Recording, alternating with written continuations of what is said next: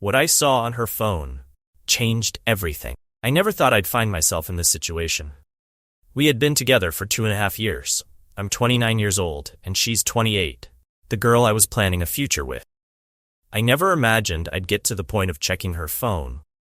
But the other night, something inside me urged me to do it. She fell asleep watching a show on her phone, and I decided to take a peek. Curiosity got the better of me, and I wondered what she might be hiding.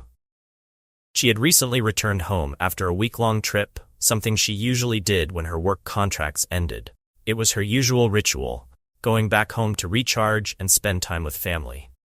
Here's some background. In December, we went through an early termination of pregnancy. It was a difficult time for both of us, but especially for her. Since then, her periods had been regular, without any irregularity. However, a distance began to grow between us, and I felt it with every fiber of my being. Her attitude towards me, her behavior, everything changed. We hadn't had sex since April. Too many unresolved issues had piled up between us. So there I was, holding her phone in my hands, my heart racing. It felt like I was crossing a line, but curiosity and a strange premonition took over. I started scrolling through her messages, and what I saw shocked me. Last week, when she was back home, she sent a photo of a pregnancy test to her friend with the caption, "You won't believe what I'm doing." And then she happily announced that the test was negative. Joy in her words was palpable, as if she had just gotten rid of a huge burden. I kept digging, trying not to jump to conclusions, but every new message poisoned my soul. In her Instagram messages, I found a conversation with a guy she'd known for a while. She initiated the contact herself, asking if he still lived in her hometown and arranging to meet him during her next visit. The time and place were clearly discussed, although it seemed they hadn't met up yet since she returned home, but her intentions were too obvious. But that wasn't all. I found another message from last year, where another guy invited her to lunch. She clearly wasn't rejecting the attention and flirting from other men. I'm not sure if the second guy was the one she met up with this time, but one thing was clear. She wasn't faithful to me, neither in thought nor in action. I remembered that lately, she had been using the perfume I bought her more often. She works in healthcare, and I wondered why she would need such fragrances if she was just taking care of patients. Now everything fell into place. Her behavior, her changes in habits, it all pointed to her hiding something important from me. She had been living with me rent-free for the past 6 months. We shared a roof, shared space, but apparently, we had stopped sharing a life long ago. I was faced with a choice, but deep down, I knew I had to act decisively. I decided to pack her things, put them in boxes, and tell her in the next few days that we needed to break up. Let it be quiet and without scandals. But I couldn't live in this lie anymore. The hardest part is accepting that everything that happened in December, when we went through that tragedy, could have influenced her behavior. But I'm not going to justify her actions. I'm not an idiot, and I understand the math here is simple. If she decided to check if she was pregnant, she must have had good reasons for it. Although she tried to explain to her friend that maybe her period was thrown off because she recently had COVID-19, I knew the truth was much deeper. I was in shock, devastated. For all these years I had trusted her, believed in her, planned a future, and now it had all crumbled in an instant.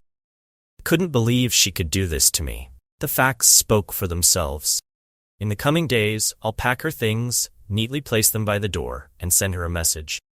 In it, I'll wish her all the best, without any unnecessary words. I'm not going to create scenes or try to figure things out. Let this be our last communication. She'll have to leave my life as quietly as she had left it emotionally. Thank you for listening. I needed to get this out to find some sort of release, even if just through words. It hurts, but I know I'm doing the right thing. Broken Expectations, a story of self-discovery and new love.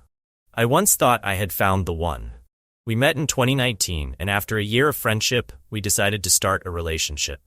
I, a 28-year-old man named Jake, and my girlfriend, who was 26 at the time and named Emily, seemed like the perfect couple. We laughed at the same jokes, dreamed of the future, and shared our secrets. Everything felt so right that I didn't even notice how quickly time passed. 2 years of our relationship flew by in the blink of an eye. But As often happens, life doesn't always go according to plan. 1 year into our relationship, Emily, with a trembling voice and tears in her eyes, confessed to me that she was asexual. She was afraid I wouldn't understand her, that this would be the end of our relationship. But at that moment, I couldn't push her away. My heart was full of compassion and love. I thought I could handle it. The sexual aspect of a relationship was never a priority for me, especially after my previous experience where my ex-girlfriend demanded more sex than I could give. I decided that in this new situation, where there would be less sex but more emotional closeness, I would be more comfortable. Deep down, I knew she was the perfect match for me in many other ways. She gave me flowers, wrote me love notes, cooked my favorite meals, and hugged me like no one else could. I was convinced that I could live without sex if I had everything else in return. We continued our relationship, but something didn't sit right with me. Deep down, I still felt an emptiness. It was like the absence of a spark that once filled our relationship.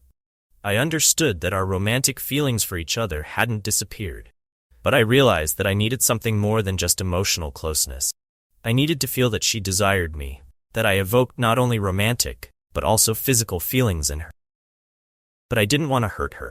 Didn't want to ruin the harmony we had built. A year went by, and I realized that this couldn't continue. I could no longer ignore my needs, my desire to be in a relationship where there was also sexual attraction. And though it was hard for me, I made the decision to break things off. It wasn't an immediate decision. It had been growing inside me for a long time. I knew she would suffer, but I knew it would be better for both of us. We just weren't compatible. Emily didn't cry or make a scene. She understood my decision, but I saw the pain in her eyes. She tried to hide her feelings, tried to act like everything was fine, but I knew she was hurting.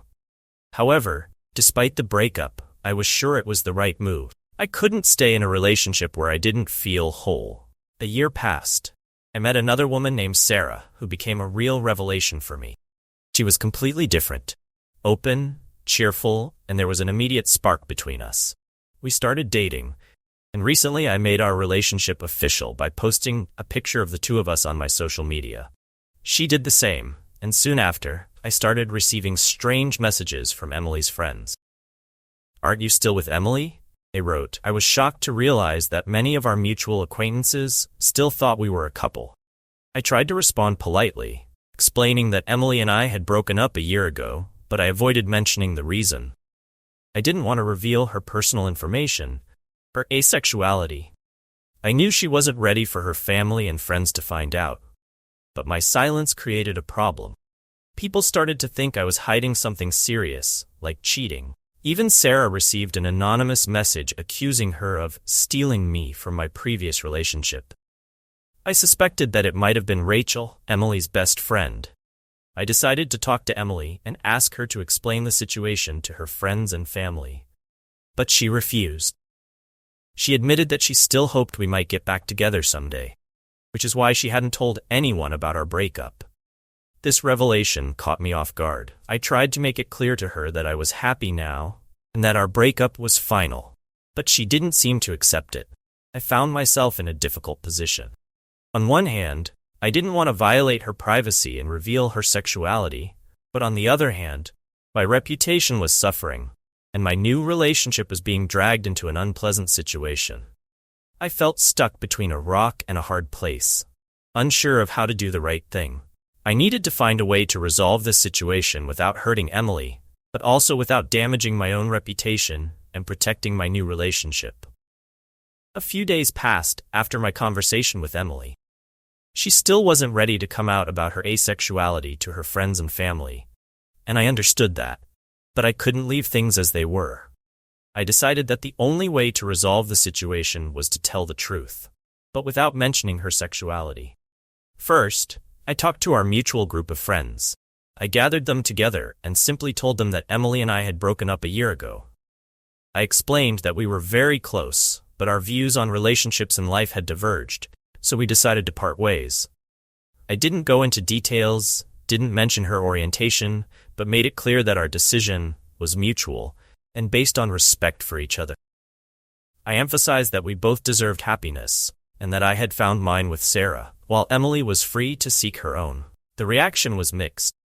Some people immediately understood and supported me. Others looked at me with suspicion, thinking that there was more to the story. But the important thing was that the tension began to ease. People started to understand that our story was over and that it was time to move on. Next, I met with Emily's parents, Tom and Linda. This was a difficult meeting because I had always had a good relationship with her family, and they were genuinely upset about our breakup. I explained to them that our love was real, but we had faced challenges that we couldn't overcome together. I tried to be honest, while still protecting her secret. They were, of course, disappointed, but eventually, they accepted my words. I promised them that I would always treat their daughter with respect, and they seemed to appreciate that. Afterward, I felt relieved. It was important that I had done everything I could to protect Emily's secret without destroying my new life. That evening, I returned home to Sarah, and we talked for a long time about what had happened. I told her everything, and she understood my situation.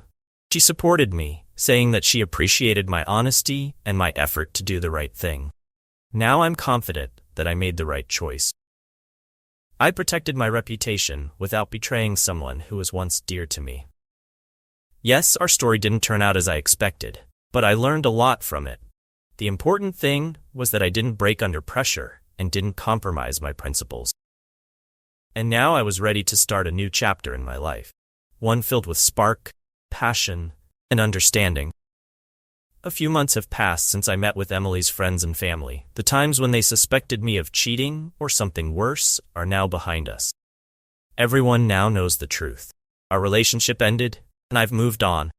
It's amazing how much can be achieved with honesty and respect. However, as for Emily, she still hasn't come out to her family about her asexuality. We don't talk often, but occasionally I receive messages from her. Friendly, but with a tinge of sadness. She told me that it's difficult for her to accept her orientation, and even more challenging to reveal it to her loved ones. I've tried to support her as best I can, but I understand that this is her journey, one she must take on her own. My new relationship with Sarah has been moving forward quickly. We've become closer than I've ever been with anyone else. She is someone I can be myself with, without fear of judgment or misunderstanding. We do everything together, from the mundane to planning our dream vacation. With each passing day, I become more convinced that I made the right decision when I chose to end my previous relationship and move forward. I often think about Emily. I want her to find her happiness, to accept herself for who she is, and to be open about it.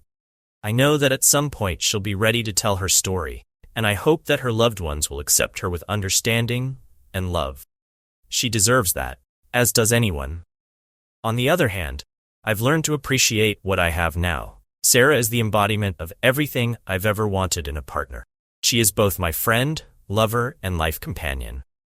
I feel that with her, I can live the rest of my life without looking back with regret. We've started talking about the future, about what we want together. We've discussed children, a home, and shared projects. It's a new and exciting feeling to build something real, without doubts or compromises. I'm happy, and that's what matters most.